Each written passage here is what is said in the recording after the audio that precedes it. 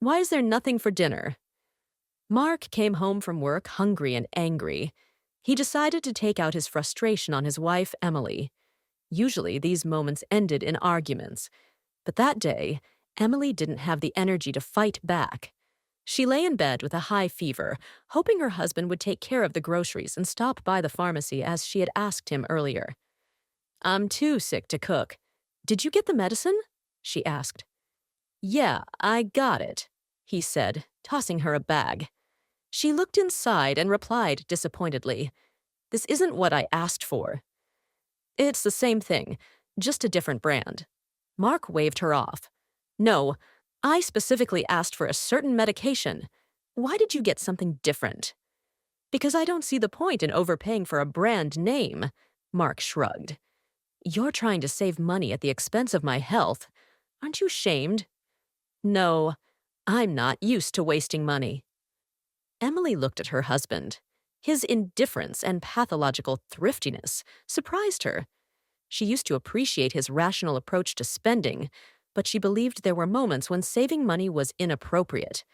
For example, when it came to health or urgent needs. Lately, Mark had been cutting back on everything. He bought the cheapest groceries, chose low-quality clothes, and eliminated unnecessary expenses if he thought they were superfluous or avoidable. For this reason, Emily had to sell her car.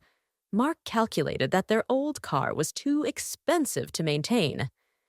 Gas, maintenance, insurance, parts, parking. "We'll go broke with this rust bucket," he said, after another breakdown. He convinced Emily that the car demanded too many investments, even though she didn't want to part with the vehicle that had belonged to her grandfather. Nevertheless, Mark managed to persuade her. "We'll save up and buy a new car," he promised. But time passed, and he still didn't agree to make that important purchase. "Let's go to the car dealership and pick something suitable before prices go up," Emily said to her husband. "Why do you need a car? You can walk to work. It's rational and economical. We can spend that money on something more useful." "Like what?" "Maybe a garden plot. We can plant potatoes, vegetables. It's very cost-effective and eco-friendly." "No, Mark. I don't want to slave away in the garden for a few cucumbers and a bucket of potatoes. That's not for me." The couple argued for a long time and couldn't come to a mutual decision. Eventually, all these conversations ended in fights. Most often, Emily quickly got over it and moved on to other things. She understood that her husband had a right to his opinion and tried to live with it until his frugality went too far. "This medication isn't suitable. I asked you to buy a specific drug prescribed by my doctor," Emily fumed. "These doctors prescribe what they're told. They promote the most expensive brands, which are no better than the regular ones." "You're not listening to me, Mark. I'll repeat. I need a different medication because of the intolerance to the ingredients and side effects. If you don't understand, I'm sorry." "Oh, come on, it's all nonsense. You've fallen for the advertising. The pharmacist recommended a more economical alternative, and I can't see why we should pay more." Emily looked at her husband. She realized she couldn't get through to him and started getting ready to go to the pharmacy herself, even though she felt awful. After the unpleasant conversation, her headache worsened. Emily initially decided to go to the nearest pharmacy, but then realized it was better to check availability online. And it turned out to be a wise choice. The medication she needed was available 2 stops away from her home. She had to choose, either take a crowded bus during rush hour or walk several stops, sweating and cursing the day she agreed to sell the car. Once outside, Emily decided to be smarter. She called a cab. Little did she know that her husband was watching from the window and saw the yellow taxi pull up.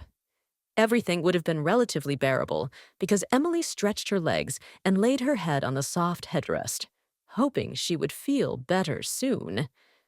But Mark couldn't tolerate his wife's act, her independent, incredibly wasteful expenditure. Hello? Emily answered his call. You could have consulted me before going anywhere, he said, barely holding back his anger. And you could have consulted me before saving money at the expense of my health. Sometimes I feel like I married a spoiled child. Only an unreasonable person would do something like this. Who takes a cab to the next block? Do you realize these medications will cost us a fortune? Not only did I buy an expensive alternative, but now you're spending a fortune on a cab, and all just to stroke your ego. Yes, let me have this small pleasure. With you, I can't even dream of anything else, she replied, and moved the phone away from her ear. Looking at her husband's picture on the contact card, Emily realized she was tired. She no longer wanted to listen to his foolish arguments. She ended the call and turned off her phone. Please wait for me, she told the taxi driver. I'll buy what I need, and we'll go further. Emily decided to go to her mother's house, choosing not to return home. Lisa welcomed her daughter without much enthusiasm. She had just moved in with her new husband and didn't want her daughter to become the third wheel in her new family.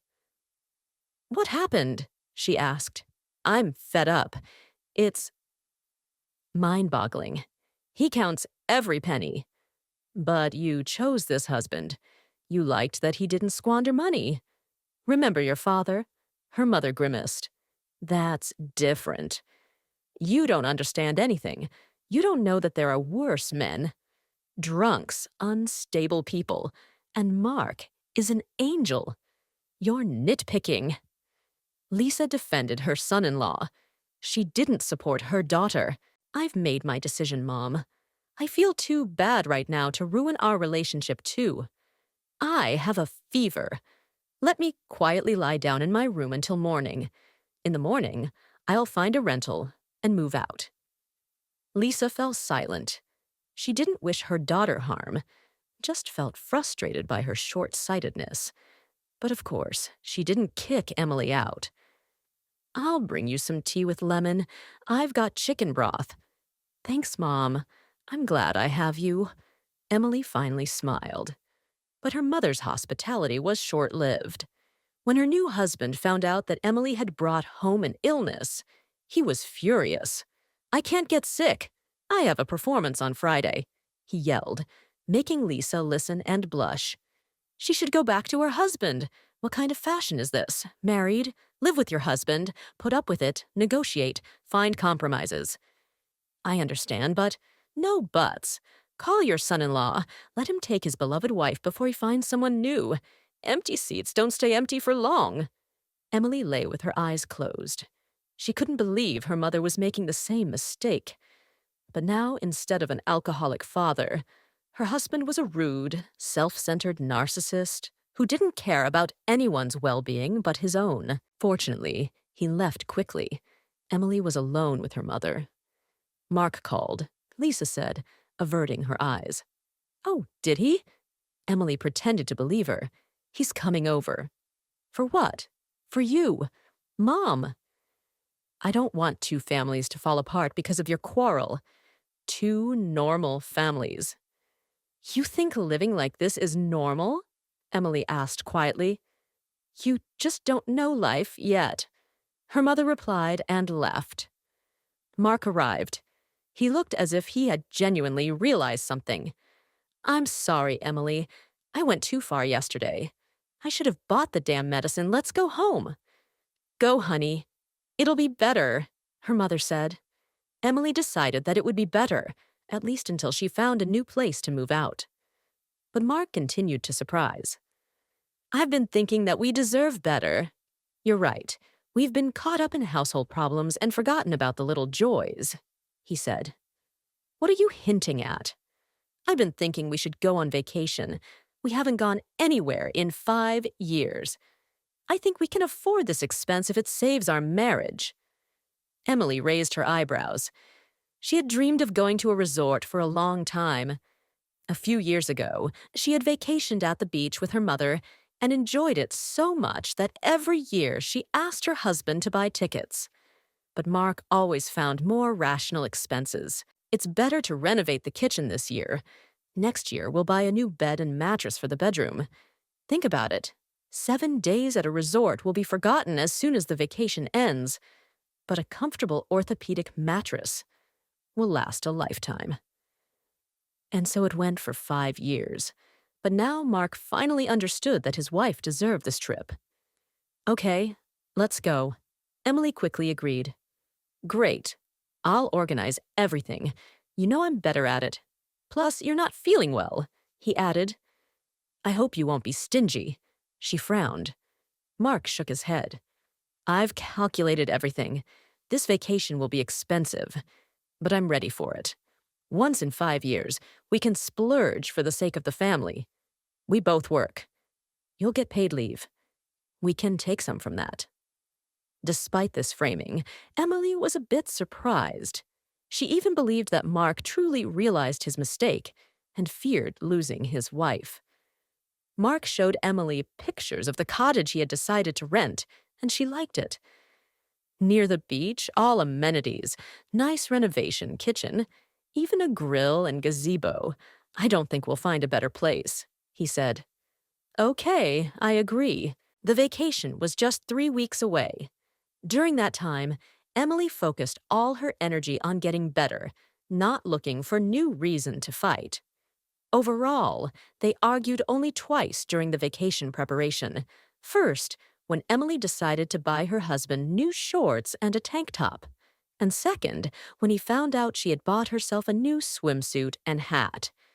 But since the swimsuit couldn't be returned, Mark had to accept the useless expense, and he went to the beach in his old shorts. But all disagreements were forgotten when Emily saw the ocean. She was so happy that she didn't care what shorts her husband wore on the white sandy beach. She simply enjoyed the moment. The cottage was small but cozy. A living room, bedroom, kitchen, and veranda. The window had a partial view of the ocean. Am I dreaming? Emily wondered. Mark behaved quietly, not bothering her rest. She also behaved well, buying only necessary groceries, cooking herself, and the main entertainment, the beach, was free. True, they had to lie directly on the sand because the loungers were very expensive. But Emily wasn't proud. She laid out a towel and lay on the warm sand, finding her own advantages. This continued for 3 days. But on Friday evening, as Emily was setting the table for dinner, the door creaked, and a stranger with a boy about 6 years old walked in. Good evening. She looked around. We're just in time for dinner. Wash your hands, Johnny, and let's eat. Emily raised her eyebrows. She didn't know this woman and waited for an explanation. Who is this? She asked Mark. He shrugged but blushed. Emily could tell from his face that he was hiding something. Hello. And you are? Emily asked, not waiting for a response from her husband. I'm Margaret, Johnny's mother, the owner of this house. Didn't you know? Johnny said you were informed about our visit. Oh, I see. You came to check on how we're settling in? Emily guessed. Thank you, we're fine. The only thing is, the garden light doesn't work. It's dark in the evening. Let the men deal with the lights. We don't go out at night, Margaret mumbled. In that case, there are no more complaints. Although, it would be nice to change the towels. If you need to, just take and change them. Margaret shrugged. Do you know how to use the washing machine? There's detergent in the cupboard. Emily was surprised but said nothing. She looked at Mark again. He was busy eating meatballs, pretending the situation didn't concern him. Sit down, Johnny. You're Emily, right? Margaret stared at Emily. Yes. Let's have 2 more plates, and quickly make a salad. We brought tomatoes and greens. Excuse me. What salad? You decide. You can add cheese, and it'll be Greek. Or not, and it'll be country style. No, I mean, why should I treat you as guests? We came to your son's house as guests. Plus, we paid for the rent. Oh, dear, don't be silly. What money? Johnny said he gave you a 50% discount because we'd be staying in our part of the house and considering that you'd be cooking for us. It's nonsense. I told him not to give in.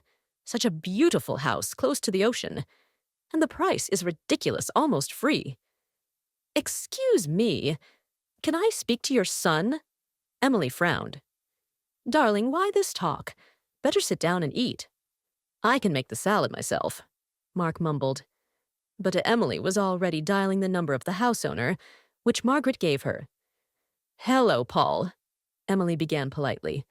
I wanted to thank you for the 3 wonderful days in your lovely house. Thank you, I'm glad. How are you settling in? Has my mother arrived? Everything okay? He replied. Yes, she arrived. And there's a small problem. You see, my husband, Mark, didn't tell me that we'd be sharing the house with your mother and son. Don't get me wrong, I have nothing against them, but I'd like to clarify the price you agreed on with my husband. Paul, after some thought, named a figure half of what Mark had told his wife. So my husband decided to vacation at my expense, and at the same time, arrange for me to work for your mother as a free maid. It's a brilliant idea. I'm a bit shocked, Paul. Forgive me, but I'd like to get my money back, of course, minus the 3 days we've spent in your lovely house. Emily felt ashamed to admit to a stranger that her own husband had deceived her. Before leaving, Mark had suggested splitting the vacation cost, and now it turned out that he had saved money, paying for the house solely with Emily's funds, and likely stashed his share for something more important. Emily would never find out for what. I'm sorry about the situation. To be honest, I didn't want to host you when I found out my mother had bought tickets for the same dates. But you understand, I couldn't refuse my mother, and your husband really wanted to rent this house. You can understand him? All other options were taken, peak season, and our price is below average, plus the discount. But if you're unhappy, I'm willing to meet you halfway and return part of the amount. Of course, if you promise to leave. Yes, I'll leave right away. As for my husband, I no longer take responsibility for him. I believe our marriage ends here, Emily said, looking out the window. She suddenly felt sorry.